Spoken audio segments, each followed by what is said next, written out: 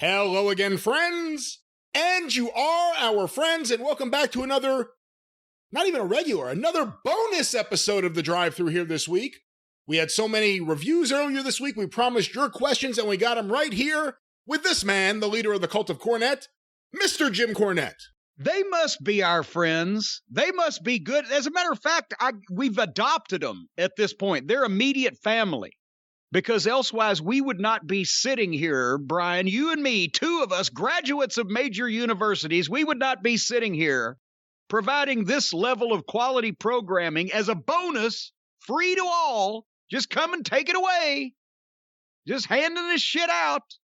If they didn't mean something to us, Brian, the people out there, the cult of Cornette.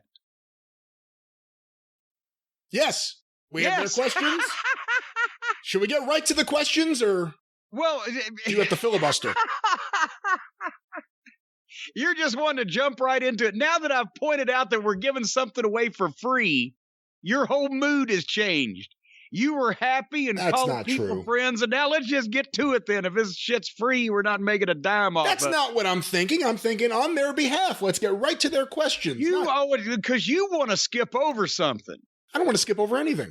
You want to get right to the questions, and you want to skip over me taking you to task, making mockery of you, waltzing you down the primrose path here out in public because of something that you said to me before we went on the air, and I responded to you with incredulousness in my voice.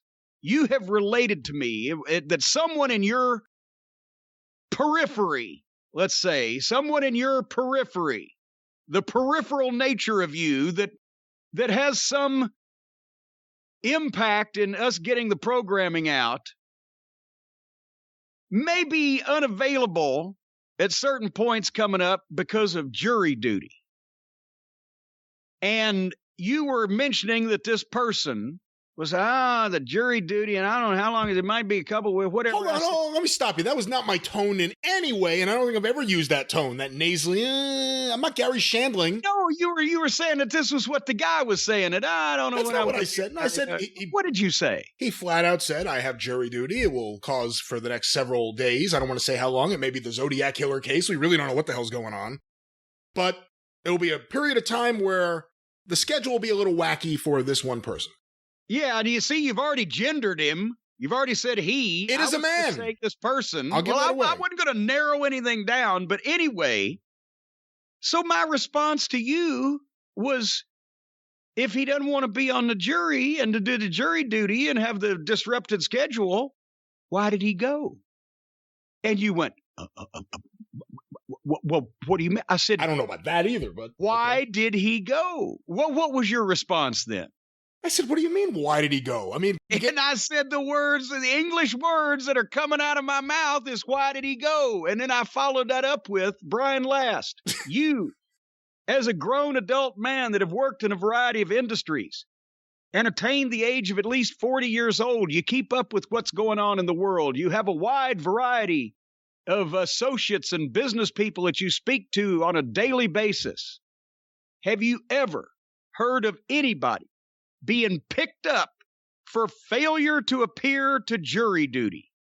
I'm not going to lie, you stopped me in my tracks when you hit me with that, and I didn't know how to respond. I still don't have a response to that. The answer is no.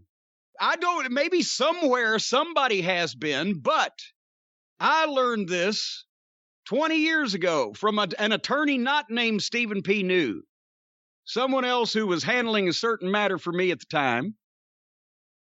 And I got one of those letters, and at the time, I'm in the middle of this was early on in OVW, so the work is ridiculous. I'm not sleeping as it is. We're writing the show. We're trying to do the sponsors. I think there was a Gardens event coming up. We're dealing with the radio station. I didn't have time to eat fucking lunch. I'm not going to be involved in jury duty, besides for all the obvious jokes of who would want me on their jury. Probably somebody that was innocent, and I'd cut through the bullshit maybe. See, I could see you enjoying it. I'm surprised. I've seen 12 Angry Men enough to know that you would fit in that room. No, I'd be angry if I was just in the goddamn room already. I don't care what the case was. And I said, besides that, with my opinion, especially back in those days, of the legal system when I just spent 20 years on the road as a manager being sued and fucking arrested and goddamn assaulted and et cetera, et cetera. So for a variety of reasons, I know. So I called a lawyer and he said, well, just don't go. And what he told me first, he said, here is how you can submit a letter to the judge or to the court and this excuse and that excuse, or could the jury duty be postponed for down the road or whatever the case, or just don't go. I said, well, they send you a strongly worded letter that says, oh, goddamn, everything from your testicles will be shoved in your watch pocket to you'll be in solitary confinement at Sing Sing until your grandkids are retired. But in actuality, he said, and think about this, and especially now, this is 20 years ago, now with COVID and fucking riots in the streets from all the various factions that don't like each other, if they tried to go and knock on the door of, or go to the workplace of, or chase down everybody that didn't show up for jury duty, there'd be nobody left on the police force to actually police anything. So just don't go. They'll work it out. And I didn't, and they did, and I've never heard from them since. I'm trying to think of what the penalties would be if you didn't go to jury duty. Well, I guess if you went down to the courthouse a couple weeks later and said, hey, I'm a dumb shit and I didn't come to jury duty, fuck with me, then there would be some penalties. But otherwise, if you just go about your daily life and you're not already doing something that's going to bring you in contact with law enforcement, I think you're okay. Still surprised you wouldn't want to be on a jury. I see you as kind of the Lee J. Cobb. I didn't have time. I was doing television. I was going to spot shows. We're trying to train the next generation of future superstars. I don't have time to go down there and tell fucking Johnny Dipshit that he shouldn't have done what he did and he's going to jail for 6 months. Let somebody else do that enjoys that type of thing. This reminds me of some practical advice I picked up years ago in a book called We Got the Neutron Bomb, which is an oral history of the West Coast punk rock scene. There was an infamous musician named Black Randy from Black Randy and the Metro Squad. Oh, I remember Randy. They had the hit song I Slept in an Arcade. But anyway, I guess he got an IRS notice at some point. And the way he responded to it was writing, I want to say it was either in lipstick or red marker, Viva la Angel Dust. And he sent it back and he never heard a word again from anybody. Maybe getting the story slightly wrong, but that was the general gist of it. Could have been PCP. You don't know. Could have been that Special K or the Tide Pods or whatever, but it was the gist of it. Well, the gist of this is that we have questions today here. We have listener questions. We have some timely wrestling talk that we'll get out because this is our last new episode until the new year. Let's start with one of the big stories happening right now, Jim, in the last day or so. And it broke kind of quickly. I saw a report on Twitter that said Toni Storm quit. I saw another one that said she was released, and then I saw it retracted and say, no, she quit. Have you been following the fact that Toni Storm, who has just recently been featured on WWE main roster television after a run in NXT, has reportedly not been released, just quit WWE? Well, yes, because it just, when I turned on the Twitter machine this very morning, of shocking news, and do you remember the Bugs Bunny cartoon where he just screams, "Get me out of here"? I think some enterprising young video maker out there on the social media ought to do every WWE superstar doing a promo, but all the words you hear is Bugs Bunny going, "Get me out of here." But now they're paying for their own way home to get away from this company. Apparently, the report was that she was on a house show. She was on TV, working with Charlotte Flair for the SmackDown Women's title, Christmas Eve on SmackDown. And then apparently she worked the live event triple threat match against Sasha and Charlotte. I'm not sure what town that was in. And then this was in the last couple of days, so maybe one of their after Christmas shows. And then, according to, there's 18 million of these various websites and reporters quoted. So basically, the story going around from everybody's mouths is she just worked the triple threat at the house show and then just up and fucking bought her a plane ticket and flew home and said, fuck it, I'm done. And it was a surprise to everybody in the office. That's the way we're hearing about it now. That's the last thing that I saw in the way of an update. But then we've been doing some things. Do you have your Google machine on? Have we got any further news? Yeah, I have a few things here. I have a couple articles from Inside the Ropes, itrwrestling.com, because it appears that these articles kind of summarize everything best. This one is entitled, Toni Storm reportedly quit WWE, paid for her own flight home after live event. Following the shock news, is that what they say? Not shocking, shock news? Well, they're across the pond. Following the shock news. It's shock news. That Toni Storm has parted ways with WWE, more information has come to light surrounding Storm's sudden exit. The 26-year-old star built a name for herself in companies like Progress in the UK and Stardom in Japan before beginning her relationship with WWE in 2017. Storm was announced as one of the competitors in that year's Mae Young Classic, with the New Zealander losing in the tournament to Kairi Sane in the semifinals. Let me just stop right there. I guess I thought wrong for a second. I thought she was British. If she's from New Zealand, did she get a plane ticket home to New Zealand? Goddamn hope she's got an apartment in fucking Des Moines or something. That would be... You know what? You got to want to leave something really bad to say, fuck it, I'm just going to go to New Zealand and pay for it myself right now, rather than show up tomorrow and get paid to do something. I thought she was English also, but New Zealand, even nevertheless, continue. I'm going to go a little more forward down the article. In July 2021, Storm graduated to the main roster of WWE when she debuted on SmackDown. Storm was recently seen competing in a losing effort against Charlotte Flair for the SmackDown Women's title on the Christmas Eve episode of SmackDown. So that's not even a week ago. Sean Ross Sapp of Fightful first reported that Toni Storm was, quote, gone from the company, and has followed up with a possible reason that she has departed, and says it came at Storm's request. Fightful Select, which is their premium service, then reported that Storm had apparently flown herself home following a live event where she had competed in a triple threat match against Sasha Banks and Charlotte Flair. That report also claims that there were those within the company blindsided by Storm's decision to leave. Cassidy Haynes of Bodyslam.net followed up on that report, claiming a source confirmed that Toni Storm had flown herself home out of her own pocket, quoting the source as stating, "Turns out, Toni didn't exactly request her release. She just up and quit. Worked the triple threat at a house show last night, and then paid out of her own pocket to fly herself home. She straight up flew herself home after working the triple threat last night and quit. Took everyone by surprise." And Jim, that's the story up to that point. Any comments before I touch on this other article?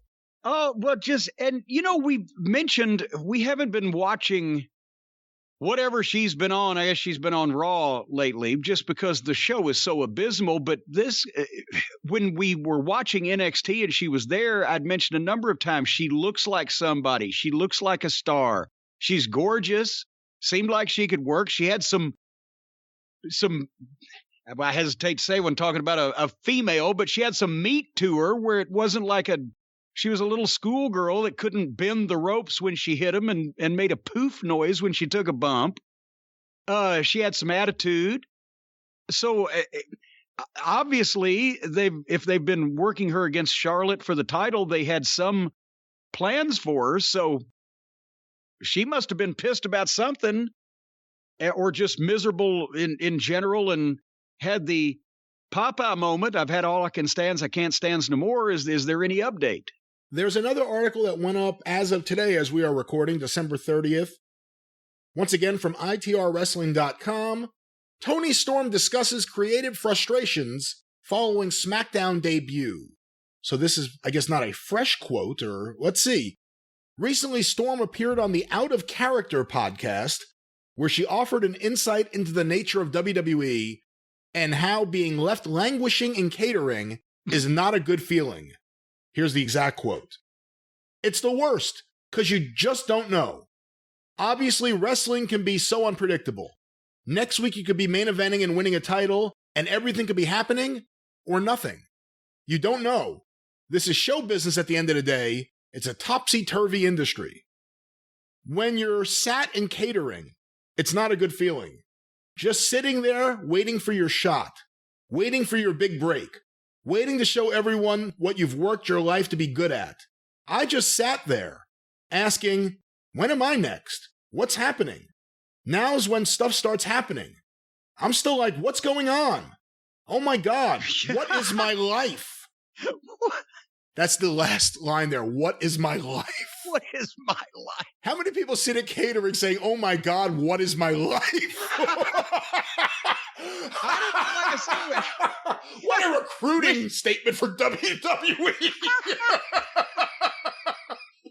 You too can sit in catering equivalent to a 4-star restaurant and say, what is my life? And when I was down there for the Hall of Fame, that was the best fucking catering I'd ever seen in my life. As a matter of fact, all of the legends and the Hall of Fame inductees and everything, we were all in catering because we remember when you had to bring a goddamn bag from McDonald's in with you.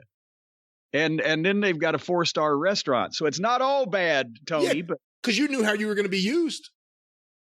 Yes. That's right. Why you didn't have a problem. We knew, yeah. I'm just, again, you know what? These people, and it's been going on since OVW, but these people work all their lives or much of their adult lives or teenage and adult lives to get to the number one promotion in the world, and they just make them so miserable they'd rather fucking go kick rocks than stay there in some cases. And it's but you know, this is not unusual. It's the wrestling business. What's unusual is normally these days the promotion gets the chance to fire the talent first, and publicly we've released so-and-so and wish them all the best in their future endeavors. And there's the fucking talent there, male or female, with egg on their face or splooge on their lips or whatever. Like, what the fuck? I just got dumped publicly. Because in the old days, they'd fire you, but they wouldn't tell the world they'd fired you. You just go away, right? But now the promotion usually gets the first word. In this case, to old Toni Storm harkened back to the old days of wrestling and just said, fuck it, I'm going home. Think how many times that used to happen in the old days before contracts. She is a modern day Bruiser Brody. Yeah. Well, but I mean, anybody from old, you know, Billy Black and Smoky Mountain, never saw him again, turned around, he was gone. Or the time that in Memphis it would happen, because that was a weekly territory and live TV every week. And in the old days, a lot of the territories were like that. So if somebody fucking bailed on a Thursday because they were mad about their check or pissed off about something, you just shot an angle was on Saturday morning on TV with somebody else, and next fucking Tuesday night, there they were. Lawler, one time, I've told a story, took Austin Idol to the airport. They had done Memphis TV on a Saturday morning, and Lawler had Idol booked in Jonesboro, Arkansas that night. But Idol wanted to go home and come back or whatever the fuck, Tuesday, Monday. So Idol said, okay, King, just, you know, take me to the airport so I can change my plane ticket, and I'll go to Jonesboro with you. So Lawler takes him to the fucking airport, and he pulls up the front, lets Idol go in to change his ticket. He's sitting there, half an hour, 45 minutes, finally an hour. He gets out and goes in, fucking Idol's gone. He got on the plane and went home. That's why I always love when people say Austin Idol was afraid of planes after the plane crash. No, he wasn't. No, he wasn't. He was afraid of not having money after the plane crash. And then Handsome Jimmy, they bought him the house. Remember that? Jimmy Valiant was so over in Memphis that Lawler and Jarrett got together and made him a deal. If you'll come back and work full time, obviously, besides paying you main event money, we'll buy you a house in Memphis. And they bought him he picked out the house. They bought him the house, and they're making the payments on it, right? They didn't pay cash for the whole goddamn thing. And he's there for a while, but then that's when Crockett made him a big deal. And at that time, main event in Mid-Atlantic territory versus main event in Memphis, it was maybe $1,000 or $1,500 a week difference. So one day, fucking Lawler just opened his mailbox and there was an envelope with the keys to the house from Handsome Jimmy saying, "Sorry, brother, gotta go." And he left him the keys to the house. They had to turn around and sell the fucking house. Is that when Crockett made him King James? I believe it was. He went in as a king. Yeah, he took Lawler's gimmick. Yeah, and he was a heel. And it didn't get over, but he did, and he became a babyface, and they just went with it. In regards to the Toni Storm situation, what's next from a WWE point of view? I'm not taking their side in any way here, but if she just quit, I mean, what's the contract say about that? We know what it says about them being able to release you whenever you want, whenever they want. What about when you say, you know what? I've had enough. I'm an independent contractor. I quit. We never hear about this. What happens next? Well, she can stay home all she wants, and she can do clerical work and potentially, if get a job as a lion tamer in a circus, but she can't wrestle anywhere. That's there's the nasty rub. Unless she has, if she fights it, if she is willing to fight it, that could change very quickly, but no one has had the guts yet to fight that contract. Well, slow down, cowboy. Unless she has some piece of evidence or information or a complaint that would stand up in court as to why that she either left her employment there, her independent contractor contract, breached her contract, or they just don't want to deal with the bullshit and say, here, go be free, fly away. It will be interesting because just all things being equal, if somebody had mistreated her in some fashion and she has a valid complaint there and they probably just mutually agree quietly to work something out. But if it's just, I didn't like working here, I didn't like wrestling here, I don't know what I'm doing here, what is my life in catering, the court probably will not just accept that, but it could be interesting if at least there was a challenge to these contracts. An independent contractor cannot just say, fuck it, I don't want to do this anymore for these people, and them hold her to whatever the remaining term of her contract is. It'll be interesting to see, because then that should make you an employee. If you cannot ply your trade anywhere else in the world but this one company. That's what Brock Lesnar fought. Exactly. And then, of course, he was too valuable to fucking keep on the outside of the kingdom. But so that could be interesting. But right now it sounds like she'd rather just not wrestle than wrestle for them. One last thing on this topic, but we've seen wrestlers request their releases. We've seen wrestlers now turn down what we assume would be very lucrative deals, although we all know the realities of those deals are that they could end tomorrow at Vince McMahon's whim. Well, in 90 days. Yeah, but, tomorrow we can announce that in 90 days, it's them. They get to decide everything. The cards are all theirs. But we've seen wrestlers leave now in different manners. Now we're seeing wrestlers just quit. Does anything at any point cause anyone there to change the way they're doing things? And I can understand and I'm not agreeing with it, if someone says, oh my God, it's just generation. They're just impossible to deal with. They're entitled, this and that.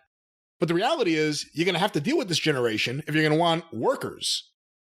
What do you do internally to address this? This is now a big problem. If people are just leaving after a main event and flying home, people don't want to be there who aren't under contract there. I mean, what do you think about this overall problem with WWE and wrestlers wanting to be there and not wanting to be there? They're not going to change anything about the way that they're dealing with the regular talent. The top guys will always be, to some extent, in the inner circle, protected, have easy access to Vince, get an ear, be listened to, whatever.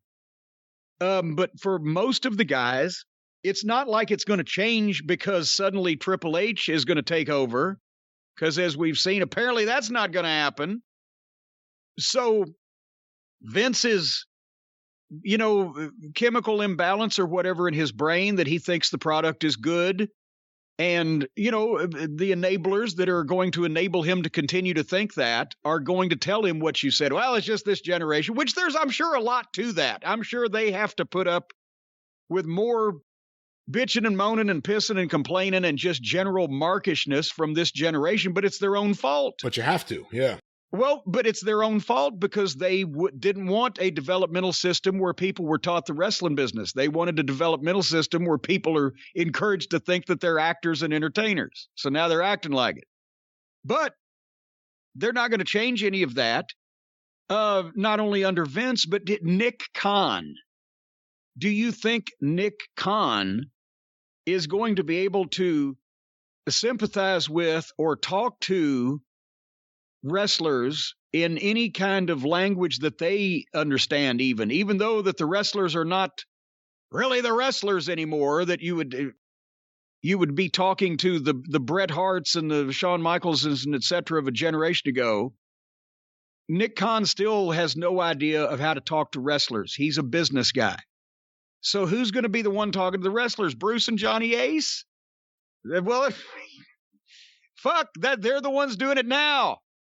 And either people are getting fired or miserable or flying themselves home in record numbers. So that's the one strong point that Vince always had when he was not even the young, but the young and or middle-aged Vince, the commanding presence Vince, the Vince that never ran out of energy. He talked to the guys. He made them see things his way. Even if they didn't see things his way, he calmed them down. He steered them in the direction. He always had that touch. Vince we've said this many times, could talk anybody into anything, seeing his way about something. And he knew how to talk to the boys. There's nobody else that knows how to talk to the boys that will be in any way honest with the boys that's on the horizon that I see, besides Triple H, who, what's he going to be running by the time that there's anything for anybody else besides Vince to run? So I think they better get used to it. They're making a lot of people miserable because it's just a Holiday on Ice factory, a Broadway play where everybody's in the chorus line and nobody's the star. They're interchangeable now. And it's going to apparently continue that way because it's not like that TV's making any superstars. So this is a mad world cast of interchangeable wrestlers that they're setting up, and the brand is the thing. Hey, here's one more thing. Why do you think that they're fucking trying to find all these athletes who never wanted to be wrestlers? Because then they can tell them everything about the wrestling business and how it is, which is basically what we do here is the wrestling business, and everybody else is fucked. And they won't know any difference. Jim, on a somewhat related topic, did you see Keith Lee's tweet the other day? I did not. So this was sent to me by a few people.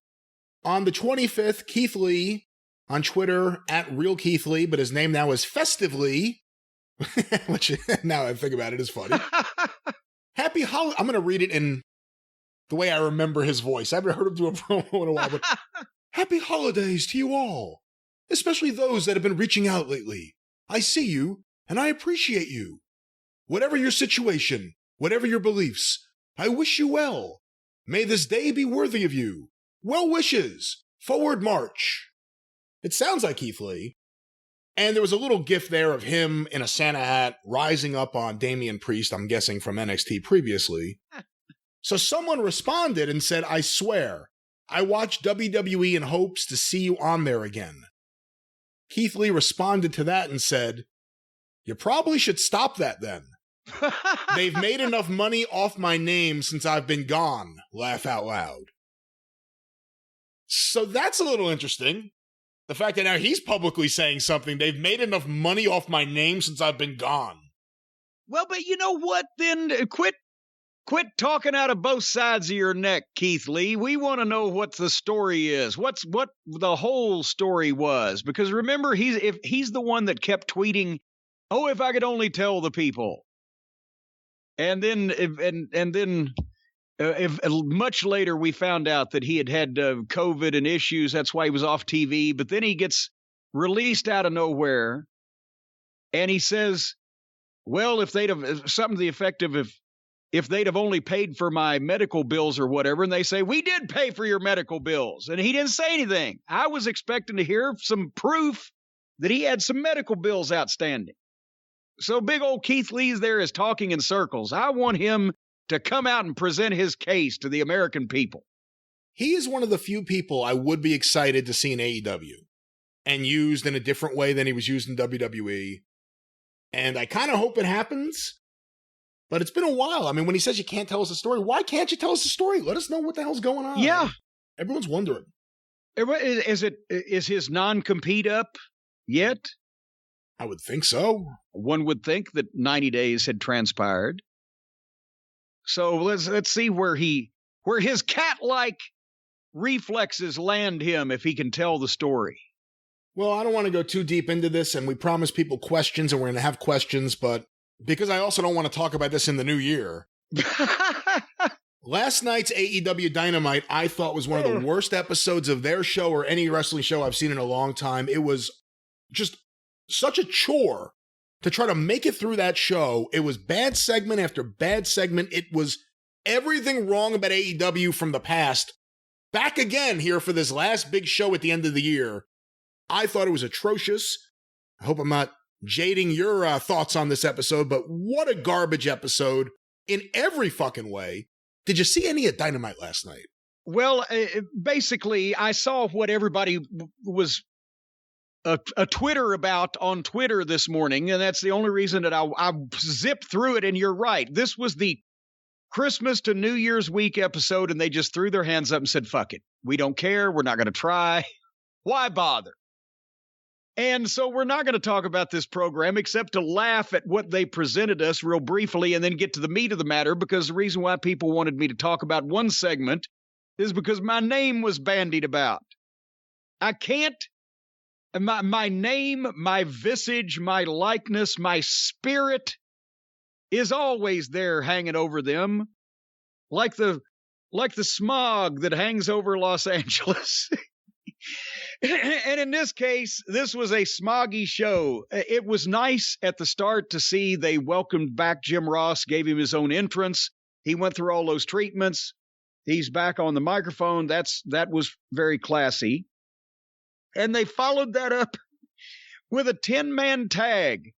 Jungle Boy, Dino Douche, Christian Cage, and the Lucha Brothers against FTR, Matt Hardy, and Private Party with Tully Blanchard in the corner.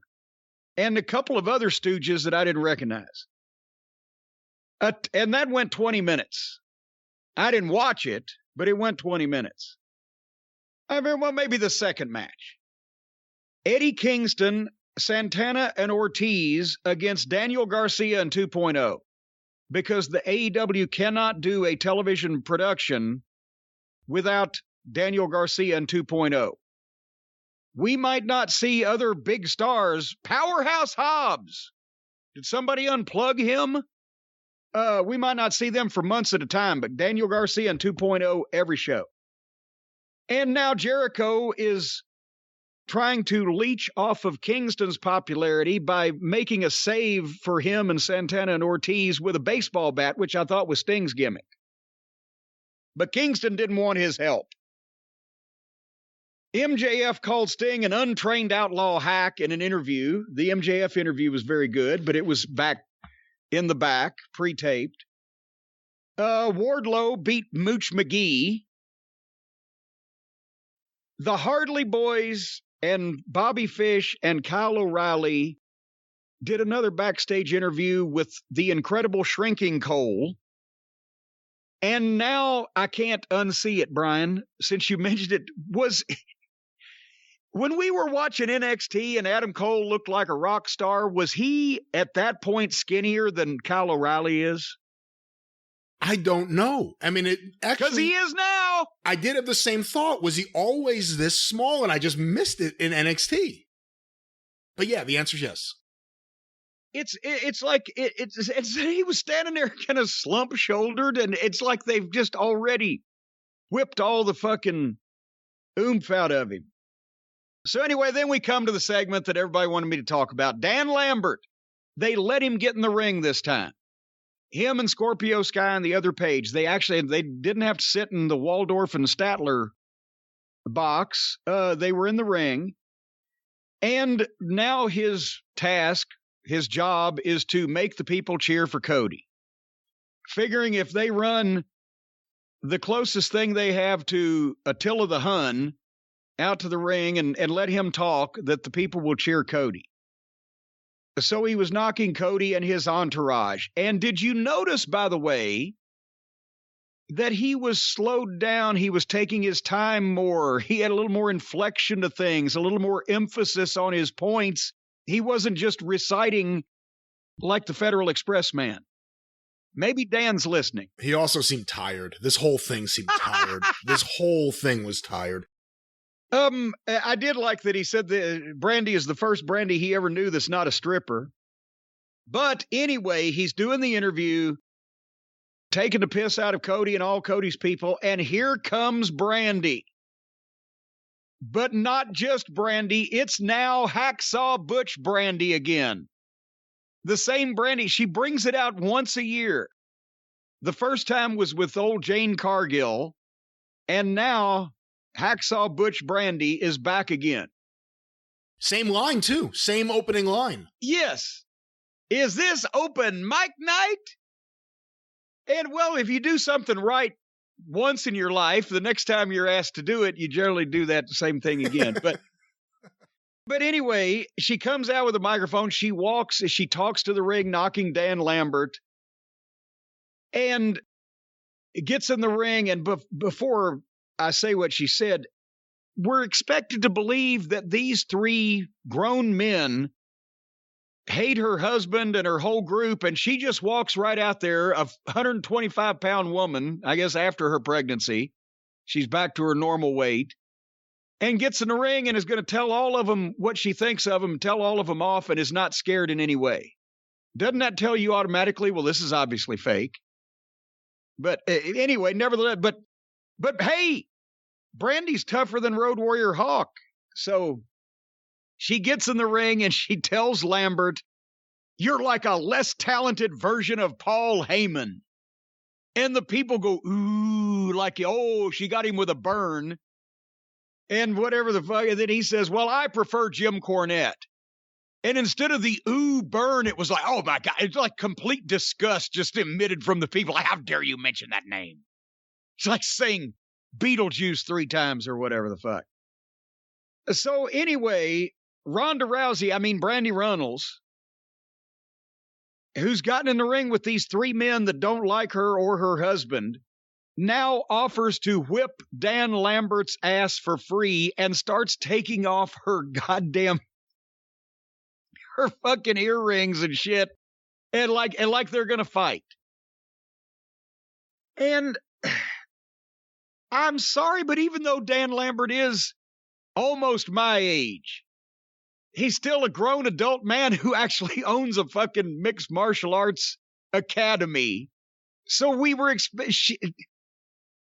is she aware that people think for this very reason that she's complete poison to television when she is expecting people to believe that she's going to fight this fucking guy? It's not me and Baby Doll from 30 years ago where I'm a goddamn wimp and she's actually at that time an inch taller and fucking 15 pounds heavier than me and the women's shot put champion at Lubbock High School. It's Brandy. But they're going to fight. And now the people are trying to be forced to pick between the 2 most unlikable people in AEW. And Brandy said, if she said, you're a black belt, well, I'm a black bitch, so let's go. So why has it always got to be about race? But anyway, this woman's ego is out of control, and here comes Dustin in, and Dustin's going to get between and try to calm Brandy down, and the other Paige comes and blindsides Dustin from behind, and the best part of the segment was the bump that Dustin took off of that, and then the heels just left. And there you go. So that was just a way to get Brandy on television, basically. I know you were looking for Jane anytime. That was one of the worst segments I've ever seen on a wrestling show. But let's take a step back. This Dan Lambert thing has been one of the worst things that Tony Khan has insisted on having on his show, because it's his thing. It's his baby. It's terrible. And at least there was some life to it early on. Nobody cares. Well, Jericho beat him into powder in the first 3 weeks, and then it was over. And remember, I said it was over then, and it's been over ever since. And no one wanted to see him and his team then. And at least then he had some big stars in mixed martial arts. I'm never going to take away what you think about Ethan Page and why. My philosophy is its impact. That's less wrestling than it is some foreign country producing a show that I never see. So I'm going to pretend like he's a fresh wrestler I've never seen before. He's got a look. He's got size. He looks like the kind of heel you'd want to hit, but may be able to hit you back. So I understand what you think about him. And I'm never going to tell you don't think that. I see him a little differently. And I see him as someone they could do something with. On the other hand, Scorpio Sky, who is hamming it up to the point where nothing seems genuine. It all seems like a clown show. In case anyone hasn't noticed, nobody cares about Scorpio Sky. This guy was one of their first tag team champions. Nobody gives a shit about Scorpio Sky, and now he's acting like a clown. He is their version of Lance Storm. Oh, come on. No, I'm serious. And I'm not even saying that as an insult. As a guy, you put him in a match on the show, he'll be in shape, he'll be able to do all the basics, maybe even some flashy stuff. The guys who work with him will like working with him, but people don't want to see him and don't give a shit and won't pay to see him. And I think that's what Scorpio Sky. So I think that takes the Dan Lambert stuff down, even if you like the Dan Lambert stuff. And that certainly takes Ethan Page. By the way, has anyone noticed that Ethan Page and Scorpio Sky have no chemistry together whatsoever? One's on one side acting like a child, and the other one's acting like a brooding heel that could fight you. It's ridiculous. And Lambert's entire act and all the material is just lame at this point. And like you said, they're going to try to use him now for the Cody thing. And the Cody thing is getting tiresome too. So Brandy comes out. He says all this awful shit about the Rhodes family. Brandy comes out. Not Cody. Brandy, who gets in the ring. And again, like you said, this woman, fucking Stephanie McMahon light, gets in the ring and is going to fight all the heels. She's going to take off her coat and fight the heels. And then Dustin has to come, not even Cody again. Dustin, her brother-in-law, has to come out. Is Cody in the back with Red Velvet? If we're going to go based on what's happening in storyline in the last year and a half. Where's her husband? This whole thing was so stupid. Brandy coming out and right away doing the same line she did a year ago for the only segment she's ever been in that anyone has ever liked, right away set this off as being stupid. This whole show felt like AEW from a year and a half ago.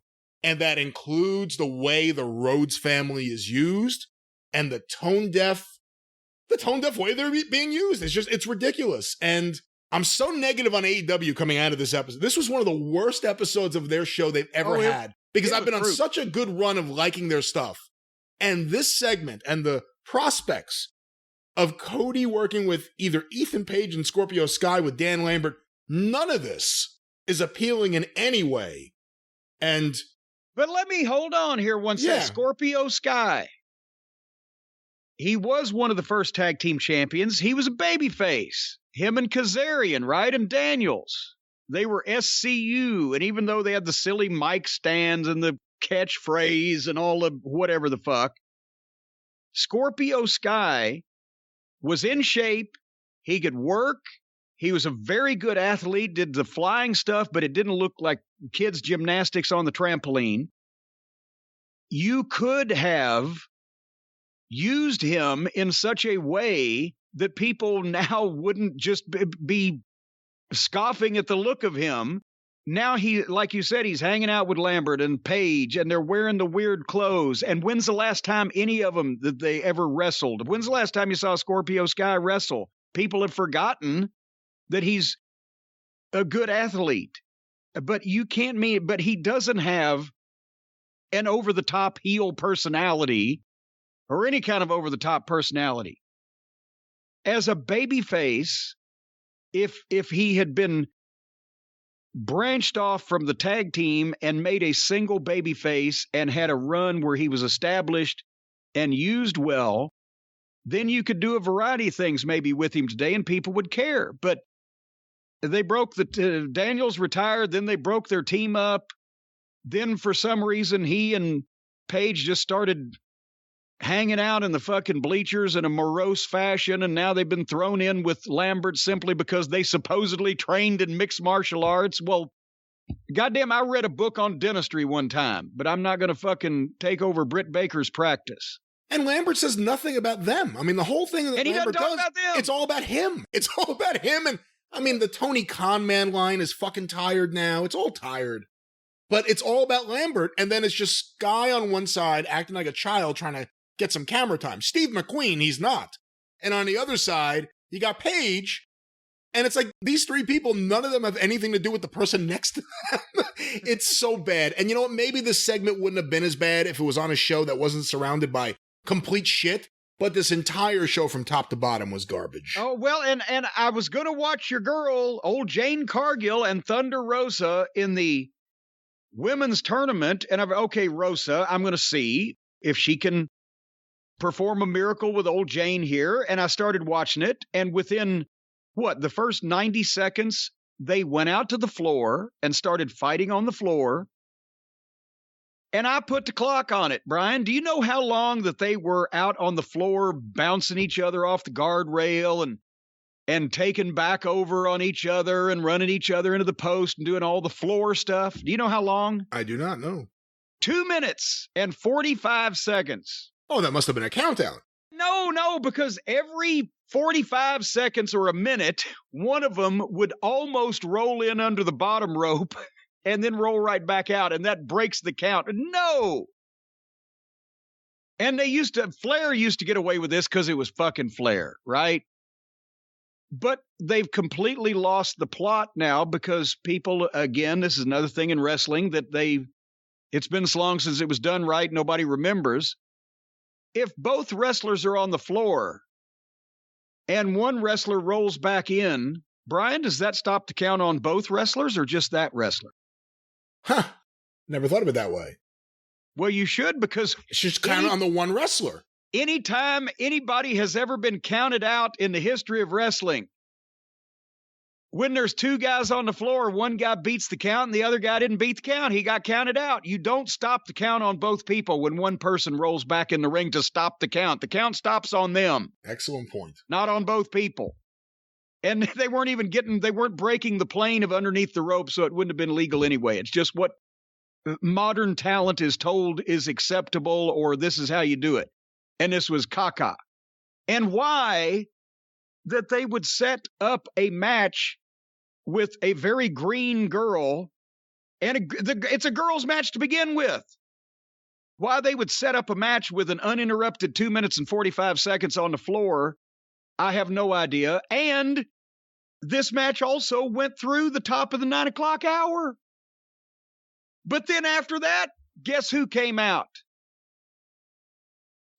I don't remember. Oh, CM Punk. Like Mussolini with Provel cheese. Disgusting. They had CM Punk a live in-ring promo on this episode, and they let Jane Cargill and Thunder Rosa go across the top of the 9 o'clock hour, and then had Punk come out later on.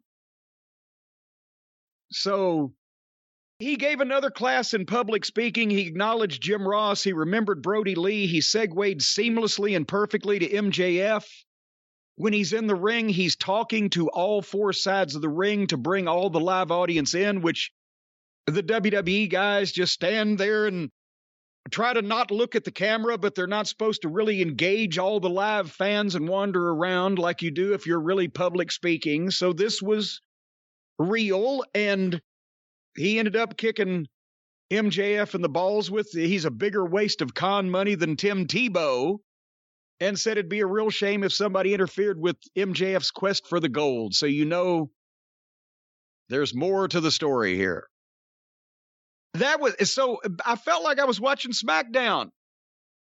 I got to see the equivalent of Paul Heyman on AEW, CM Punk's verbal ability, and God, and then actually the second best thing on the show was Tony Schiavone with Brian Pillman Jr. Except he wasn't really with him. He was in the ring with him. He introduced him, and then he handed Brian the microphone and then just fucked off and disappeared. And left Brian standing there in the middle of the ring by himself.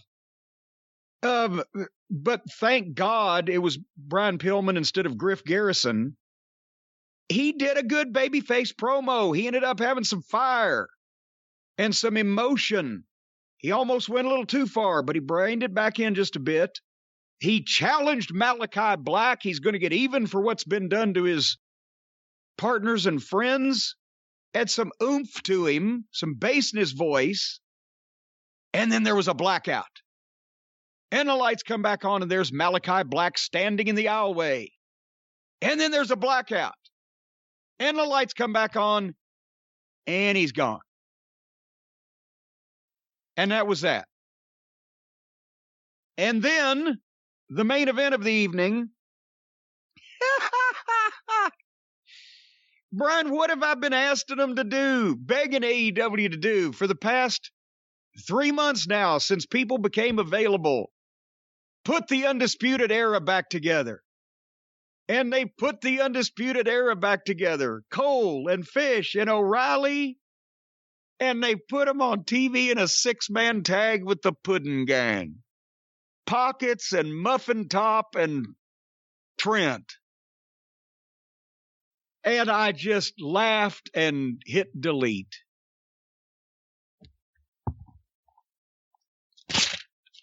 You know what? That's the proper reaction. This was one of the worst episodes. There's no excuse. Even if it's holiday time, knowing who works there, knowing who was there, there's no way that you couldn't have put a better show on that TV. And quite frankly, I'm going to disagree with you. I thought this was, I'm not even going to say the worst, but this was the least good CM Punk interview. A lot of it was because of the room. A lot of it was because I thought it went a little too long. And a lot of it, honestly, he should have been kept off this show. Danielson wasn't there. They kept Cody off this. Cody was there. He's going to be on Rampage. Cody wasn't on this. This was a miserable episode of wrestling. And CM Punk shouldn't have been mixed in here at all. MJF had very little of it on him, thankfully. But this was just terrible. And this was like a loser leave town battle royal in Tupelo. Everybody trying to bail over the top rope to fucking... And you'll have some people wanting to see what happens with the Bucks and the Undisputed Era, who couldn't beat the Best Friends until the Bucks helped them, by the way. Oh, no. What? Yeah. Seriously? There were multiple pile drivers that got kicked out of it. It was the most ridiculous garbage piece of shit. I wanted to see it because I wanted to see O'Reilly, who actually showed a lot of fire. It's just it's just all this. Yeah. It's just all of this. And I think there were a lot of people for a long time that were excited to see the Undisputed Era together again at some point. There was a lot of hype about them. They were the highlight in NXT, by and large, for a long time. And here they are, reunited in AEW, and I already don't care, and I don't want to see any of them again. Yeah, I think I'm over it, too. This was, what a terrible episode. I've been so high on AEW. Horrible.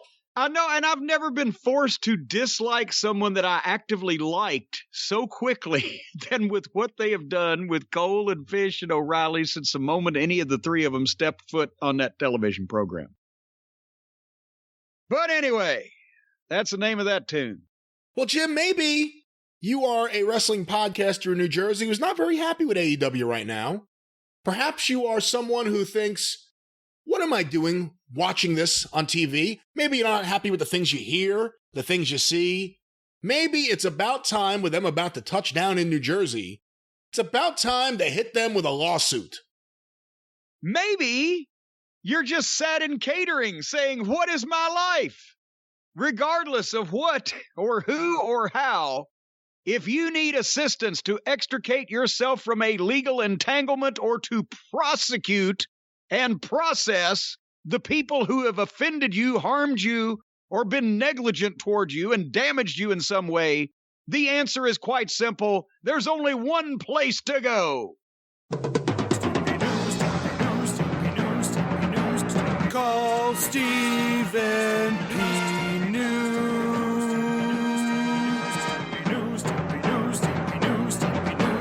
If you need to sue.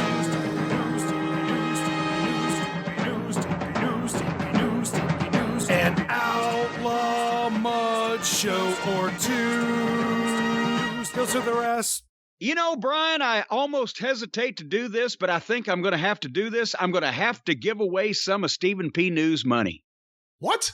I'm going to have to give away some of Stephen P. News money. I am going to go out on a limb here, and I'm going to say that the consigliere of the cult of Cornette, Stephen P. New at newlawoffice.com, 888-692-8084, besides being able to help any of you out there, the common people, the common men and women, the everyday citizens that go about your business and try to do the best you can. He can help you with legal entanglements, but I am going to make this public offer to Toni Storm, because I think Stephen P. New would be on board with this. Toni Storm, Stephen P. New, newlawoffice.com, 888-692-8084. He will take your phone call, and I'm saying that if you want Stephen P. New to take those treacherous, evil empire traitors up there in Connecticut and take them into court and shred their dignity along with that ridiculous independent contractor clause and all the rest of it, just call him up on the telephone. Call somebody on the telephone. Call Stephen P. New and say, Stephen, I need your help. He will slay the mighty Greenwich dragon and make that Greenwich dragon gallop away. That's Gallop. what Stephen, gallop. They'll gallop away. I'm giving away Stephen P. News money here. I'm saying gratis. He will represent you, Toni Storm, gratis. That means you pay nothing. But of course, if he wins money from the WWE, I'm sure he'd take some of theirs. Stephen P. New, newlawoffice.com, 888-692-8084. Toni Storm, the ball is in your court. Let him get you out of the clutches of the evil jaws of Vince McMahon's empire. All right, well, let's get a few questions here, Jim. This next one was sent to CornyDriveThru. This first one was sent to CornyDriveThru@gmail.com from Dan Pradis in Rosedale, Maryland. I can't believe that's the way his name is pronounced. I'm a huge fan of the podcast. If you have to rate all the pro wrestlers from past and present, who in your mind would be the Babe Ruth of wrestling? Well, and you're a bigger baseball aficionado than I am. So, of course, I do know that Babe Ruth was not the first great Hall of Fame baseball player, but he was the... So what would you liken him, since it was the same era? Would you maybe think that Strangler Lewis would have been the Babe Ruth of professional wrestling? Or would it have been somebody like Gotch, the first big major national mainstream celebrity type of thing? See, if you're going based on era, then you have to compare it to wrestlers of that era. But I think the Babe Ruth of wrestling, the Babe Ruth as opposed to Babe Ruth, means something. It's not just the biggest star. Babe Ruth was the biggest star who elevated the entire game of baseball. He hit more home runs than entire teams had previously hit. He brought more fans to the game when they needed it after the Black Sox scandal of 1919. He was one of the first athletes to be mass merchandised, to be on various items, to have his face and his image all over the place. So I think when you're looking at it... Then would it be Londos? That was the person I was thinking of, was Jim Londos. Because Londos, even though Lewis was the real deal, Londos was more popular, definitely bigger at the gate, more mainstream, had the matinee idol looks, did merchandise. His, name was on posters and products and things because he was one of the biggest sports celebrities in the United States in the from the mid-20s to the mid-30s. So, yeah, maybe that would, as you've given me more context on Babe Ruth, maybe Londos would be the wrestling equivalent. I think so. I think that would be the person I would pick. I think would be Jim Londos. And then you'd put Gotch more in line with like Honus Wagner. Yeah, I mean something like that actually probably does work. But before we wrap up this topic, Jim, we still do hear from people who say, we hear you guys talk about Jim Londos. You guys have mentioned him and said he's the biggest drawing card in history of the wrestling business. You said all these things about him. Alan Blackstock the other day, and he's pretty influential on Twitter with wrestling fans and people in the business, quite frankly. I think he tweeted out, people sometimes forget Jim Londos was only 5'8". Yeah. So there are a lot of things people don't know about him, especially our audience and a lot of the younger listeners. What can you say about Jim Londos and his role as someone who a lot of us consider to be the biggest wrestling star ever?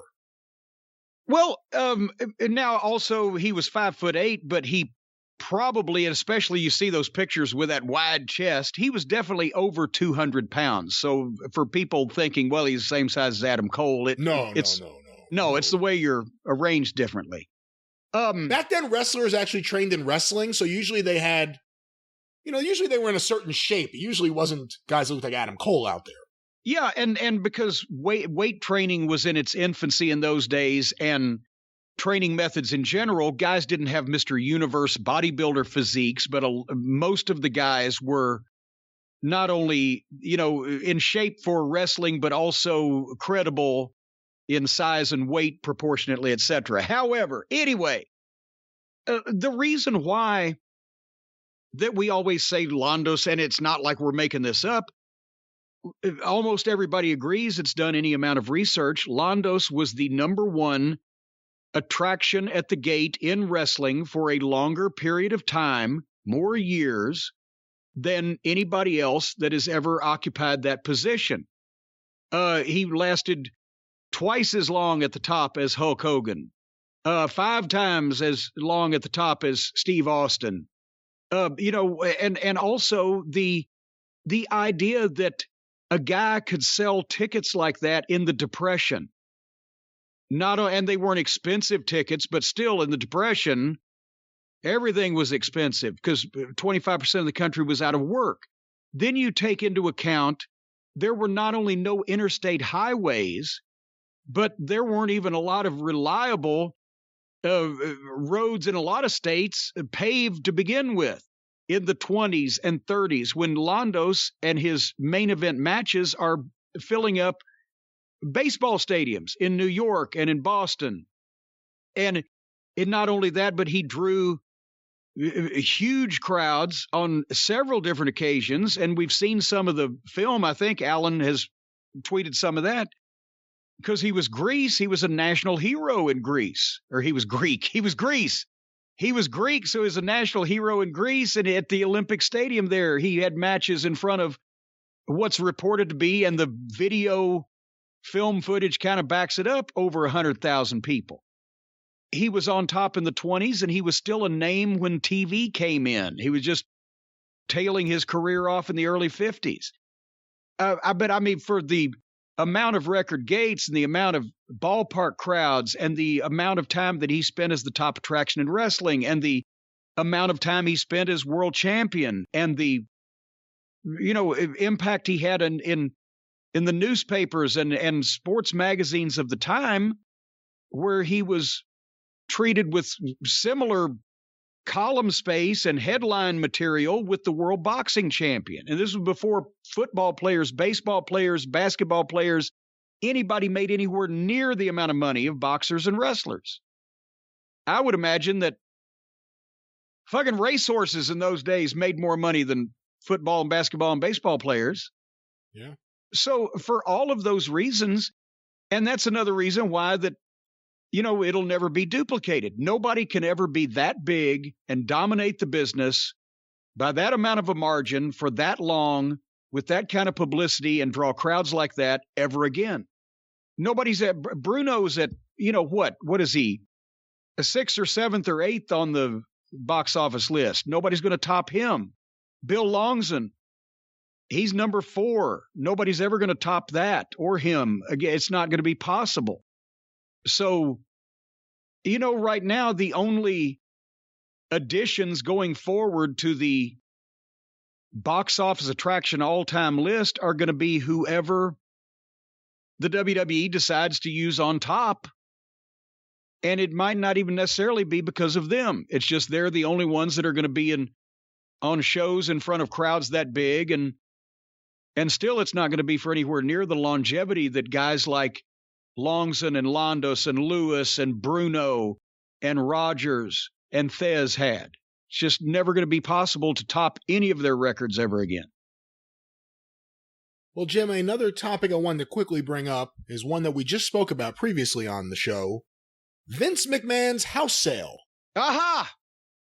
Have you been following the turn of events? Have I been following the sap that reported that Vince was selling his house? Apparently, remember, as soon as I saw the headlines, Vince McMahon selling Greenwich Mansion for $32 million, and I said this on the program we just did. I said, "God damn, that was a impressive house, but I don't know if I'd go $32 million." And then I clicked on the real estate listing on the story that was on the internet. I said, "I've never been in that house. That's not Vince's house." And I looked in the story. Apparently, they said, well, he purchased this in 2014. And I said, well, okay, well, that makes sense because I've not been to Vince's house since 2014. And I mentioned, apparently, he just moved next door, bought the house from a guy around the corner from him. It's in the same housing area. And so we laughed and joked about some of Vince's other houses and etc. Come to find out, that's not his house. Who is it? Was it Sean Ross Sapp? That no relation to Bob Sapp, by the way, that had first reported that, and I guess has had to eat some of his words along with some broiled crow. Broiled or fried, the crow must die. But no pop on that. Oh, I see you're muted. You bastard, you're taking a piss again in that milk bottle, aren't you?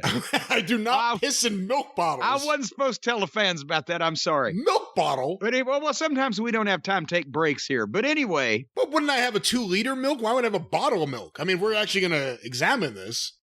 Milk bottle?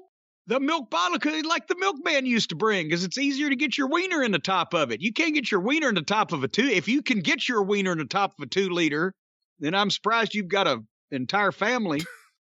But anyway, Vince's house.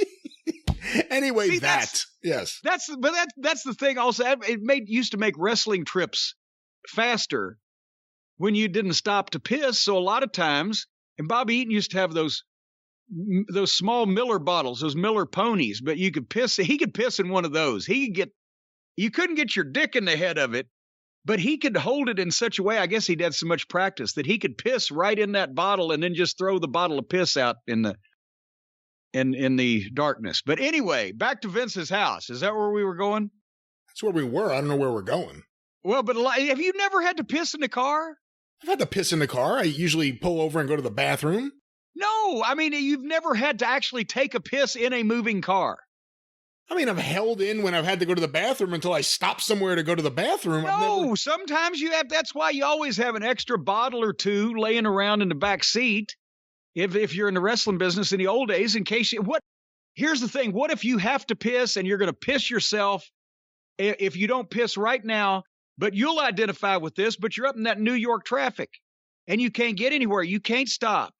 You can't get off the side of the road. There is no side of the road. You can't. People will kill you if in that case, you got a good wheelman. He keeps it kind of steady. You get your dick lined up with the bottle and then out the window. I did that one time. Stacy was driving and we were going through downtown St. Louis and there was no place to get off. And I said, and I had a Wendy's cup. I said, here, just keep it steady there, baby. But I guess we're going back to Wendy's house or to Vince's house. Going to Wendy's house, huh? Going to Wendy's house with that cup of piss. See, here's the thing. That's why a lot of people say, do you drink Mountain Dew? Because of Sprite, 7-Up, that type. No, Mountain Dew has more caffeine in it, but also it's that yellow consistency. Like you take a cup of piss, you take a cup of Mountain Dew, sit them next to each other. You can't tell which. Then some guy's going to come up and say, well, this one's mine and this one's urine. But anyway, we're going back to Vince's house. Yes. So, yes. Well, allegedly. We don't know if it's his house. Allegedly, it's not Vince's house. He didn't buy it because it ain't his house. It's the house around the corner from him. And that story was debunked shortly after we commented on it. So I knew I'd never been in that house. I was willing to take this old sap fella's word that Vince had bought it, but apparently no. It's just in the same housing area, Conyers Farm up there in Greenwich, where the polo ponies roam free. Well, Jim, let's get another question here, and this is another popular topic that was sent in. I have a tweet here that was sent on Twitter using the hashtag CornyDriveThru. I had to add it because the person didn't originally put it there. Miguel Z sent this in. Have you seen the WWE Day 1 in Atlanta seat filler guidelines? You know what? I'm glad you have that because I've seen people tweeting it, but even when I'm on a computer, because everybody knows I don't tweet on a smartphone because I don't have a smartphone and never shall, but I'm on a goddamn, this is a 21, 23-inch computer screen, and I clicked on the tweet, and the type was so small I couldn't read all of it. And I said, I'm sure if there's something I need to know, the cult will keep me apprised. So apparently there you have the information I need to know about this thing. I have it here. It is small, but I think I could read it. So again, January 1st in Atlanta, the seat filler guidelines. As a seat filler, you will be expected to follow these guidelines.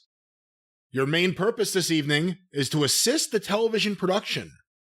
In the event that a seat can be seen by a television viewer becomes empty, you will be instructed to occupy that seat. You will need to be in your seat 5 minutes prior to the start of the event. A World Wrestling... Wait, hold on. Let me ask you this. Hold on here. Now, see, already they've given us some contradicting information. Yeah. If you see a seat that's empty, you're supposed to be in it. But then they say you're supposed to be in your seat 5 minutes before the broadcast. What if there's not an empty seat 5 minutes before the broadcast? And if they give the seat filler a seat and he sits in it, then when he gets up to sit in another seat that becomes empty, the seat filler's seat needs to be filled. Well, forget about that. If there are a bunch of seat fillers, I'm assuming on the opposite side of the camera, waiting to see a seat open up, what if multiple seat fillers all rush for the same seat? What if multiple seat fillers all rush for the same exit as the person that got out of that seat? Like to the one that Toni Storm took. These are things I think of. And also, is there guidelines on how wide the seat filler's ass can be? Well, let's see. Here's the next one here in the guidelines. A World Wrestling Entertainment official will notify you when a seat becomes open. This is your sign to jump to action. You will be directed on where to sit. Remain in that seat until the new, quote, owner of the seat returns, or a WWE official instructs you to move to another location. This is like the Oscars. I mean, well, yeah, that's what the fuck is this? People thinking, what the fuck's going on here? At like award shows and major television productions, they do that, where they have seat fillers like they're talking about that go and sit in somebody's.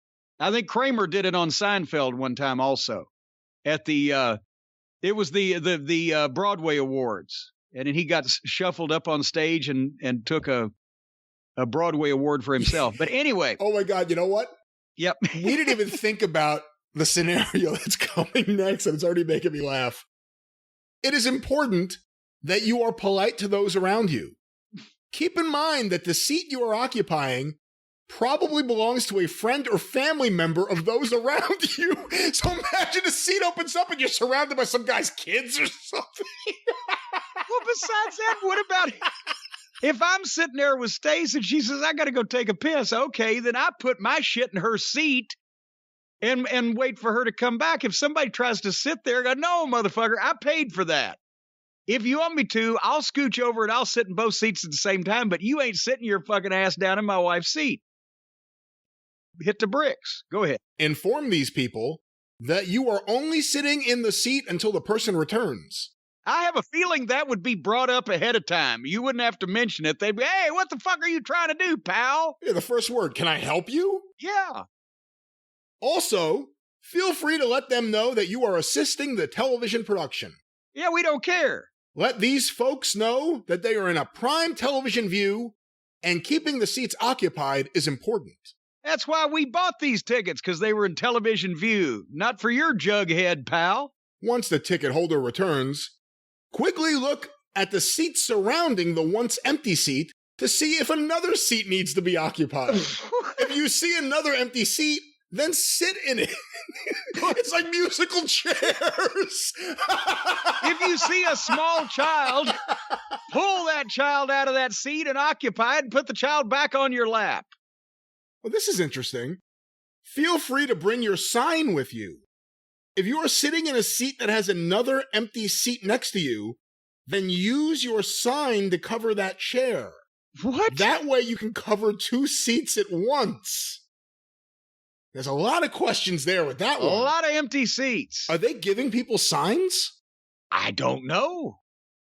If you have a sign, bring it and use it to cover the other empty seat. Are there people being given signs and told to sit in seats and use the sign as a prop? Well, then also, that would need to be a sign that was fairly straight up and down instead of a cross. Yeah, exactly. How does that work? Elsewise, you'd be laying across 2 or 3 seats. Is that an empty seat? No. It's a sign. It's a seat for my sign. Hey, they sell airline seats to dogs. That's true. So they should do sell dogs. a seat to a sign. If the WWE had dog seat fillers, it would get so much attention. How about this? If AEW had a special price for just signs, like you could get a ticket for $10, or you can get a ticket for yourself and a ticket for your sign for $15. Refrain from having too many alcoholic beverages. The last thing we need is an intoxicated seat filler. If we determine that you are visibly intoxicated, you'll be ejected from the arena. Wait, they have to be able, they're going to wait long enough where they can see you falling over and staggering. Yeah, by the way, if you're hiring someone for something like this, wouldn't it be, listen, just don't drink for the next few hours? Well, yeah, don't get staggering drunk so it's visibly obvious to us, but otherwise do some fucking black tar heroin, just have a fine old time. We won't notice. It's kind of like the backstage I would think policy. it would be no alcoholic beverages or controlled substances are allowed while you're on duty. We cannot guarantee that you and your friends Your will... safety. we cannot guarantee that you and your friends will always be able to stick together. You may be asked to sit in seats separate from your party. You must be willing to sit apart from your friends for periods of time. This is why no one under the age of 18 is allowed to be a seat filler. They must be willing and able to be apart from their friends and parents. So WWE wants to take you away from everyone you know and love to put you in a seat. Away from your loved ones and stick you in somebody else's seat. In some instances, you might not be called upon to move into empty seats. If that happens, just sit back and enjoy the show. You can take pictures of the event for your own personal use. You can also post them to your social media accounts if you want. However, we ask that you refrain from mentioning that you were a seat filler. That you are a seat filler. We do not want the general public knowing that we use seat fillers. No videotaping whatsoever. Hold on, wait a minute. Record scratch. Hold on, Brian, should we continue? Are we letting a cat out of the bag here? I hate to break kayfabe on this, but... We got 1 million people out there now that have just heard some secretive information that they might not be trusted with. At some point in the night, you may be asked to move quickly and or climb stairs. If you have any kind of physical impairment that might hinder your mobility, for instance, asthma, bad knees, etc., please let us know before accepting this invitation. What were those activities they may be required to do? Move quickly or climb stairs. Okay. If they're in a goddamn sports arena, they've probably navigated some stairs to begin with. And move quick. And then also stick your hands in your pockets, jump up and down, and scream like a chicken. You'll be asked to do that also. That was the final guideline here for potential seat fillers in Atlanta. So, boy, I'm glad that wasn't Philadelphia. Can you imagine the people in Philly? Fucking, Snooki gets up to go to get another beer and leaves the rest of her Jersey crew, and in wanders Putz McGee to sit in her seat. And, well, goddamn, there's mayhem from that moment on. So when you hear this, do you think Bischoff had it right or wrong when he started paying models to sit in center stage in Atlanta? Because he didn't have to worry about them filling the seats. They were paid to be there. Well, no, and he was a complete idiot. Because I guess a lot of people don't even know what you just referred to. But in the mid-'90s, WCW did the Saturday Night TV at Center Stage in Atlanta, the theater there. Ring of Honor's been there. A number of wrestling promotions been there since. And when they first started going there, they were filling the place up because, it was free admission, just like the TV tapings at Techwood, but it could hold 700 or 800 people, so it looked better. But it's free admission, and all the fans are coming, and the shows were good, and everybody was loving it. It was a great atmosphere.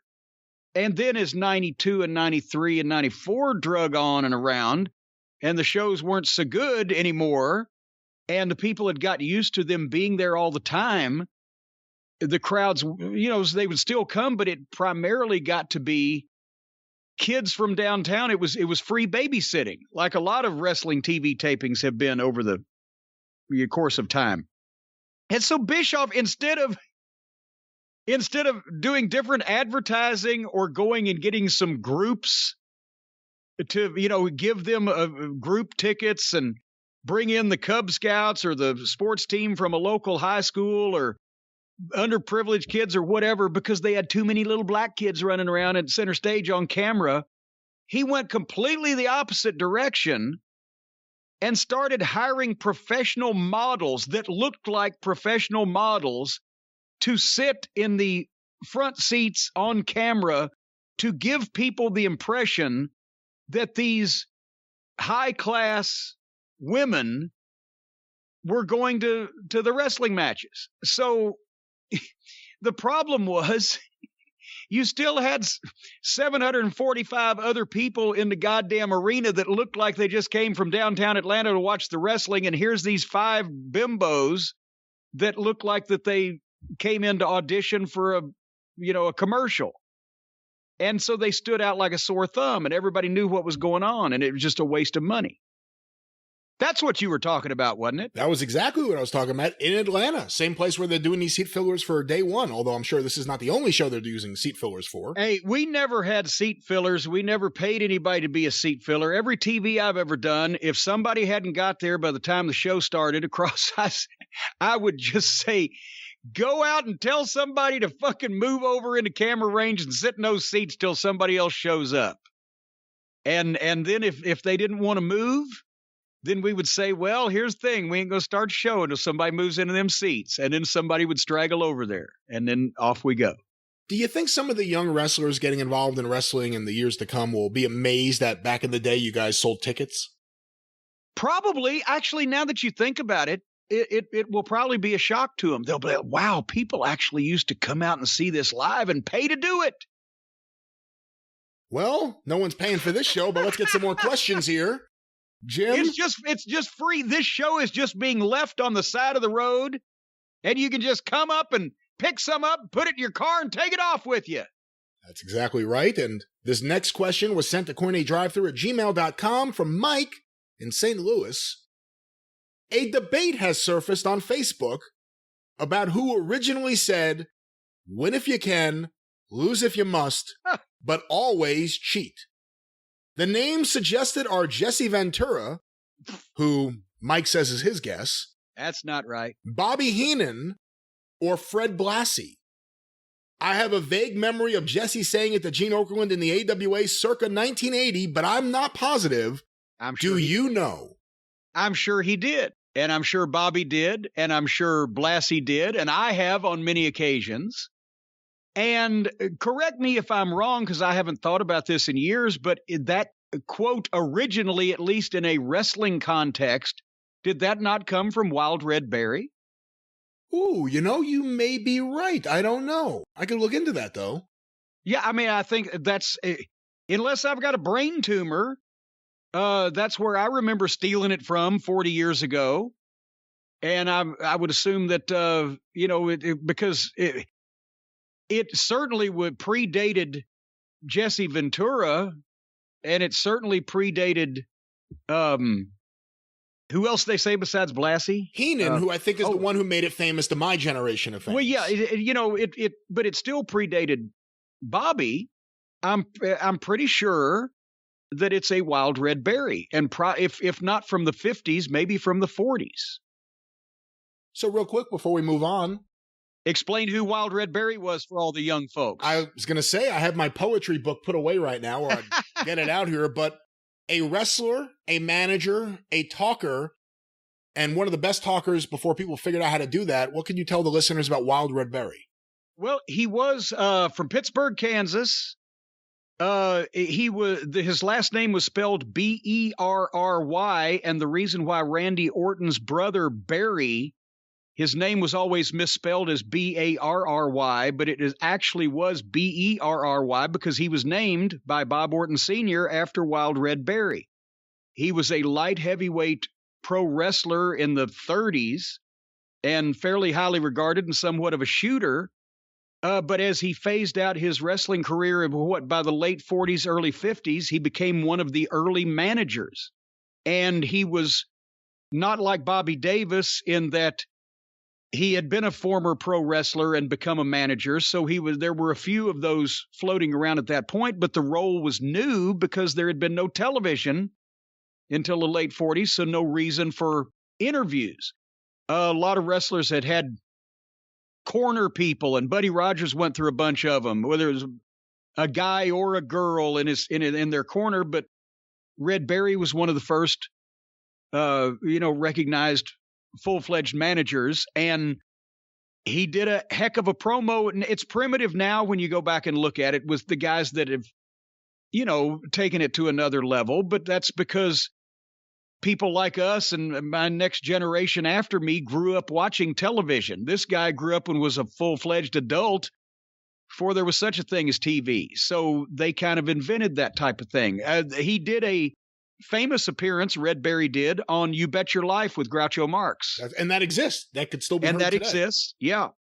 And he did some of his patter there. And he was he hadn't been educated at all in formal schooling when he was a kid. He grew up poor, and then he got in wrestling and traveled the world and blah, blah, blah. But he made a habit of reading not only books, but even just reading dictionaries and coming up with words that would confound people and cause their ears to perk up. And he would figure out how to drop them into his interviews or his promos or whatever. And so he was noted as being very eloquent and verbose. And, even though in some cases he probably didn't know the full meaning of what all those words meant, he could use them. And that was his gimmick. He used the $10 words as Mama Cornette used to say. Jim, another topic here that a lot of people have sent in a question about. I wasn't sure how much involvement you would have had with him, so I'll ask it here. Sent to CornyDriveThru@gmail.com from Brian in Florence, South Carolina. What are your memories of Corporal Kirschner? Absolutely none. Never met the guy. That was what I was thinking. I don't think you'd ever would have met him. Yeah, I've obviously had seen his work, from the AWA. From the AWA? Or was it where was he? I'm sorry, shit. Let me try that again. From the WWF when he was Corporal Kirschner, and I had seen where else he did something else in the United States. I thought at one point, where was it? Was that the only run he got in the U.S. was in the WWF, or did he do something else? Maybe his Northeast Independence? Yeah, I mean, he kind of quickly got the role. He was a job guy as R.T. Reynolds, and I think from what I recall, like quickly from him being a job guy, he got the Corporal Kirschner gig because that's when Vince fired Sergeant Slaughter. That's right. Because Slaughter signed the G.I. Joe deal and wouldn't kill it. And Vince says, I have the Hasbro deal. All of my not Hasbro, LJN. I have the LJN deal. All of my wrestlers are exclusive to me. And Slaughter said, no, I'm not. And Vince said, you're fired. And he went to go main event the Meadowlands show for Pro Wrestling USA short time after that. But he needed another one of those characters, an all-American military guy. And dropping in like the parachuter that he was supposed to be, Corporal Kirschner showed up. And look, he wasn't Sergeant Slaughter on the mic or in the ring or anything else, but surprisingly, he got over pretty well, I have to say, I think. Yeah, and that's what I remember. I misspoke, said the AWA, but the WWF, the Corporal Kirschner, for what, a year or so thereabouts, I saw some of it. I know he worked in some of the Japanese indie companies as, you know, one of the masked gimmicks when they did the deathmatch stuff. I never saw any of that. So I'm not, you know, I have no opinion of the guy, honestly, because he was not in the business that long. I never met him and didn't see a lot of his work. Who were the most successful guys to pick up a gimmick after someone left? Like, we saw it not work around the same period of time, short time later, with C.V. Offee. I was about to say Superfly C.V. Offee. They debuted him. I don't know if it was the debut, actually, but they had him in Madison Square Garden, where Jimmy Snuka was bigger than anywhere else. Yeah. And I've always been puzzled by the music choice. They played the theme from Shaft. Now, you would think if the guy's name is Superfly and for some reason you're going to blaxploitation films. Yeah, you're going to play Superfly. They played the theme from Shaft, which I don't understand why. Do you think it's because Vince was racist and he thought all those blaxploitation theme music sound alike? Well, then I think we're all lucky it wasn't Rudy Ray Moore. But the music hits, and that was still the time where music itself got a big pop. Yeah. And then somebody special's coming. Everybody doesn't get music. And you hear Finkel, and you could go back. The video's out there because you could hear the audio. The audio's the story. I remember hearing He goes, this. From the Fiji Islands, and the music's playing, and you hear that crowd like, oh, what, Fiji Islands? Superfly! And the place explodes so that they don't even hear him say, C.V. Offee! And then C.V. Offee runs out into the biggest pop of his life. And quickly people realize he's half the size of Snuka and doesn't have any of the muscles, and it's not Snuka, and this sucks. It's one of the funniest things.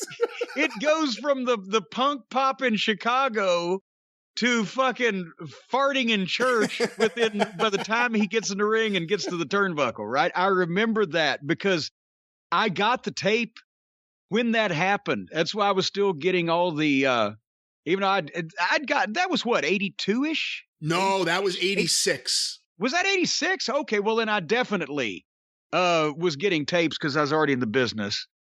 And I didn't watch a lot of WWF, but I saw that, and it was fucking remarkable because you could just tell the people were like, oh, he's back. Oh, he's not. And but you asked about picking up gimmicks. Yeah. I mean, you know, close to home, I hate to have to say this and make it sound like everything's about me, but switching Dennis Condrey for Stan Lane in the Midnight Express and actually not only not missing a beat, but actually continuing on for the same amount of time as a team that Dennis had been with the team is almost unheard of. And probably never been done on that level ever again, I don't think. You can suggest something. The new Midnight Express didn't work. The new Fabulous Ones, Tommy Rich and Eddie Gilbert, didn't work in Memphis. All the new Junkyard Dogs. The new Junkyard Dogs, or under dissimilar names, but the same basic premise. The new Superflies, the new Road Warriors is anytime it was a Road Warrior clone. I mean, obviously Demolition worked in WWF, but then the real Road Warriors didn't work in WWF like they did everywhere else because Demolition had been there. I'm trying to think of a successful continuation of a gimmick with another person that was successful besides Dennis Condrey for Stan Lane. And they had the issue. I mean, this is a minor one. I'm thinking out loud, but when they were actually over and Vince was really into it, when they had the Hillbillies of Hillbilly Jim, Uncle Elmer, and I think first was Cousin Junior. Cousin Junior, Lanny Keene was first. And then Cousin Junior left, and they got Cousin Luke. Gene Lewis. But that wasn't... See, here's the thing. The nature of it from the start with the Hillbillies was it's a family. There's a bunch of them. That's not like just taking another person and putting them into the same gimmick that a single guy had like Snuka, or a replacing member of a tag team, or taking two guys and giving them a previous tag team's gimmick. The family thing, they could kind of bring in, like the Dudleys in ECW. Paulie knew what was going on. He could bring in any of them and it kind of worked because it was a never-ending family. All right. But I can't think. It's just, that's the thing is, I mean, even in the movies, which people even in those days knew was, supposed to be all make-believe, and it's a movie and these are actors and etc. People lost their shit when James Bond wasn't Sean Connery. It was, that one time George Lazenby. One movie. 1967. Yeah. Diana Rigg saved that fucking movie. Yes, she did. But they lost their mind when Roger Moore took over. It's hard to change. And I mean, Tarzan, there was never really a Tarzan in the movies after Johnny Weissmuller for 30 or 40 years, until people just forgot that there were Tarzan movies to begin with, and they started doing them over again. Once you've established yourself as kind of iconic in a particular role, it's hard to get people to accept, well, look what happened when Curly had the stroke and Shemp had to join the act. Yeah. And I mean, he was great in his own way, but still he was following up Curly. It didn't have the oomph. So you can always try to do something new. You can never really follow someone in the same genre that's done that and been identified with it. And Curly to Shemp is nowhere near as traumatic as Shemp to Joe Besser. Oh! What I was going to say is the worst one, the one that, even if you try and think, what were they thinking in that moment? It just seems like it was such a bad idea, was the New Fabulous Ones. Yeah. Especially with those two. Nothing against either, but Eddie was one height. Tommy was another height. Eddie was in one shape. Tommy was in another shape. They didn't look like a tag team. And it was the Fabulous Ones who had just been established as a legendary all-time team. And all of a sudden you just throw two guys in the role. That was one of the worst. And people are going, well, now, why the hell did that take place? Stan Lane and Steve Kern had left to go to work for Vern Gagne for a fairly large sum of money, and which had to be a fairly large sum of money because I know what they were making in Memphis. But Memphis business had gone down by that point, and they had been there for a number of years. So they gave notice to Jerry Jarrett, and he was not happy because he had not only created the gimmick, and let's face it, Stan and Steve had both been in the territory and both been used and both been fairly successful, but not all-time record levels of we'll remember you forever successful until they became the Fabs, because Jarrett had the idea. Jarrett gave him the rub from Fargo. Jarrett gave him the push, and then they take off. So he's like, well, fuck, I can do it with anybody. And I think he got Fargo to go along with the first few weeks of it, right? And they kind of buried Lane and Kern, as Fargo had put a line in his original introduction promo of the Fabulous Ones, saying, I've found two guys that can carry on the legacy of me and Donnie and Roughhouse. If they ever don't do what I tell them to do and they betray my teaching, then I won't have anything to do with them. But I know these are the guys. Well, that foreshadowing was because the original idea was they were going to switch heel on Fargo and I was going to be their manager. And thankfully, for all the reasons we've talked about, that didn't happen because I wasn't ready for it. It would have killed the hottest babyface team in fucking territory history. But they used that as part of the story to say why there were new Fabs, because the other ones went against my teachings, and Andor, I think, left the fans here, and it was always about the fans here in this area. So that's why they put the new team together. But it just, people farted at it. Tommy Rich had been a sex symbol in Atlanta in 1980, but he looked a lot different 5 years later, and the world had changed. And they'd seen Lane and Kern. So next to Lane and Kern, Tommy and Eddie weren't pussy magnets. They were pussy anchors. It was just, no, it wasn't going to, no. And so it ran for a couple months, and they ended up turning Eddie heel, and that's when Eddie really took off as a single heel, breaking out of, so it did some good for somebody, but that was a really bad gimmick. Not a good idea. Not at all, but Jim, let's get a few more questions before we wrap up this bonus edition. This next one was sent to CornyDriveThru@gmail.com from John Hagenseeker in New Bern, North Carolina. I grew up in Evansville, Indiana, and went to the Coliseum shows with my dad as far back as you being a photographer. On the weekly Memphis shows, it seems like someone's car was always getting vandalized. Where did those cars come from? Surely no one would sacrifice their own car. Was there a sponsor who provided them or something? No. And it wasn't every week, but with nostalgic memories of 40 years ago. But occasionally, and this was not at the Coliseum in Evansville, but it was on TV, they would do the deal where, you know, and a lot of people have seen the clips when Eddie Gilbert ran Jerry Lawler over with the car in the Channel 5 parking lot. And it was such a believable looking bump of holy shit that people watching at home called the police and said there's been a hit and run in the Channel 5 parking lot, and the police descended on the place. You know, at one point, Lawler and Dundee were fighting over a Cadillac, brand new Cadillac. One would win it one week and then put it up the next week, and the other would win it, and blah, blah, blah. Well, finally, it started out as Lawler's. Dundee won it, so Lawler comes out in the studio and bashes the windshield in with a baseball bat or pipe or whatever it was. Or, you know, it wasn't just footage of people just going and quietly vandalizing someone's property and leaving. It was involved in the angle or whatever was going on or the fight or blah, blah, blah. And it was everybody's fucking car. Because the fans knew what car you drove. What car you drove.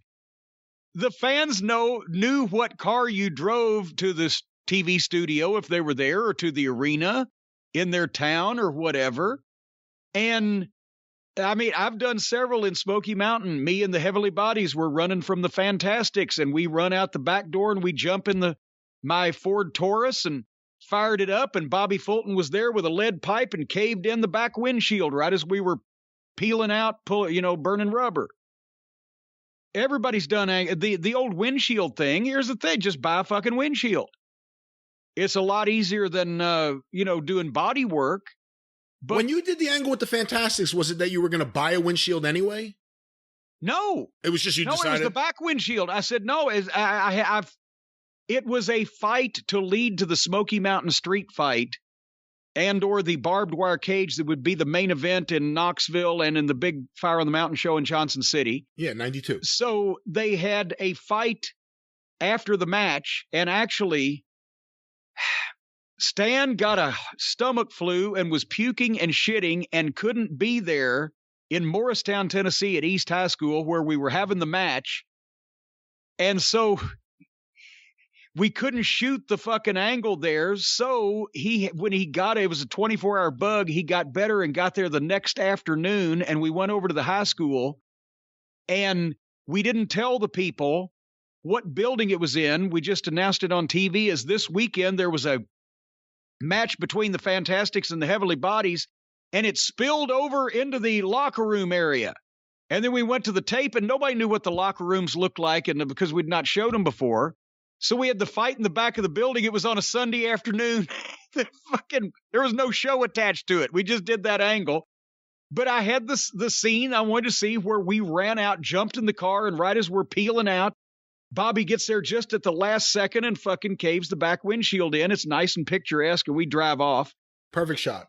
Perfect shot, too. And goddamn, but he lost his grip on the lead pipe. It was about 3 or 4 feet long.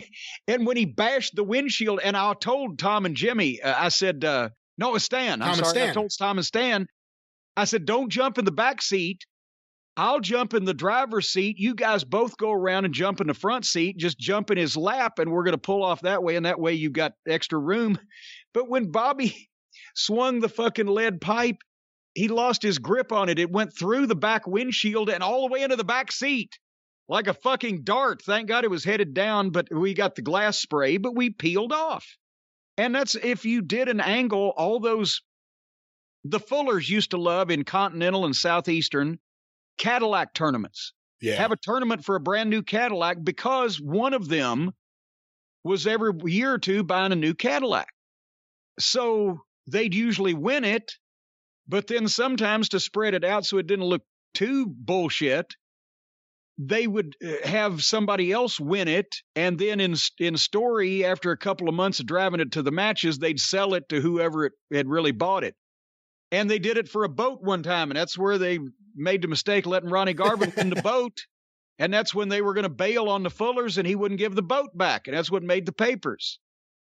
But yeah, it's we had a sponsor one time, a car lot in Knoxville, that there was Tracy Smothers doing a commercial at the car lot when Brian Lee and Tammy Fitch pulled up, and they got in a fight, and one of them got slammed through the windshield, but we'd told the car lot guy, yeah, give us a car you can give us a windshield for, and we'll do this and put it on television. But usually it was whoever's car that was involved, because otherwise it wouldn't be, people would know. It wouldn't be real. All right, Jim, this next question, I think the answer should be obvious, but I'll ask you anyway. Okay. Sent on Twitter using the hashtag CornyDriveThru from Marky the Mark. It does not seem Jim is interested in doing a lot of traveling. Any chance he would manage FTR or the Briscoes over Skype or Zoom? Even roll out an old school TV with Jim talking for promos? No. So you won't go and manage, we understand that, but what do you feel about FTR, let's say, standing in the ring for a promo and they wheel out a TV? You're on the TV. You know what I would think about? Such a funny idea.